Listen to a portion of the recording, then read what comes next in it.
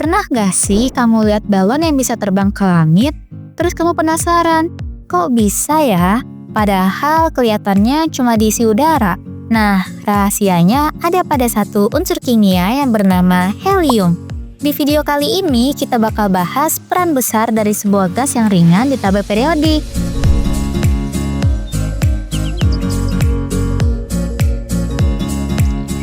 Helium termasuk kelompok gas mulia di tabel periodik.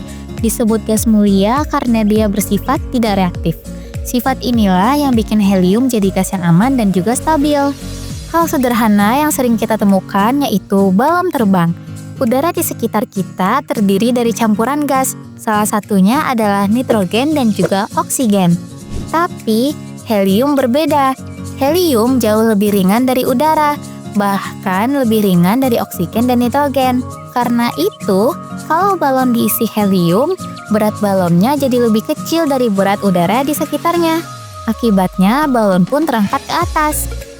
Oh iya, mungkin kamu juga pernah lihat eksperimen lucu di mana seseorang menghirup helium dari balon, terus suaranya jadi lebih tinggi atau cempreng. With a lot of wisecrackers, but you're despicable. Hocus pocus, splittity blam, razzmatazz, and alakazam! Banyak orang mengira itu karena pita suara yang berubah, padahal bukan. Yang berubah adalah cara suara merambat. Helium membuat gelombang suara bergerak lebih cepat dibandingkan di udara biasa. Akibatnya, suara yang keluar terdengar lebih tinggi. Lucu sih, tapi jangan dilakukan sering-sering ya, karena bisa bikin pusing dan tubuh kekurangan oksigen. Lalu, apakah kalian pernah mendengar alat bernama MRI? Itu loh alat yang bisa memindai bagian dalam tubuh manusia. Di dalam mesin MRI, ada magnet yang super besar. Supaya magnet itu bisa bekerja, suhunya harus sangat dingin, sampai mendekati suhu terendah di alam semesta. Nah, yang dipakai untuk mendinginkan magnet itu adalah helium cair. Tanpa helium, magnetnya bisa panas, rusak, dan juga alat MRI-nya mungkin tidak bisa digunakan. Helium juga punya peran penting di dunia luar angkasa loh.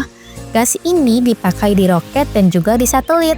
Sebelum roket diluncurkan, sistem bahan bakarnya dibersihkan dulu pakai helium supaya nggak ada sisa udara atau uap air yang bisa bikin ledakan. Helium juga dipakai untuk menekan bahan bakar agar bisa mengalir lancar ke mesin roket. Karena helium aman dan tidak bereaksi dengan bahan lain, dia cocok banget buat misi luar angkasa.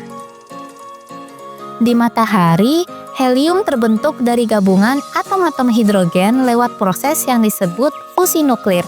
Setiap kali itu terjadi, energi besar dilepaskan, dan energi itulah yang bikin matahari bersinar. Artinya, cahaya matahari yang sampai ke bumi setiap hari itu sebenarnya hasil dari proses terbentuknya helium di inti matahari. Jadi sekarang, kamu tahu kan helium bukan cuma gas buat balon pesta, dia juga bantu dokter di rumah sakit, bantu roket terbang, bantu ilmuwan menjelajahi luar angkasa, dan bahkan jadi bagian dari energi yang bikin matahari bersinar. Di episode selanjutnya, kita lanjut ke unsur berikutnya dan lihat perannya di hidup kita. Sampai jumpa di episode selanjutnya. Tetap di Chemify, kimia yang kita alami setiap hari.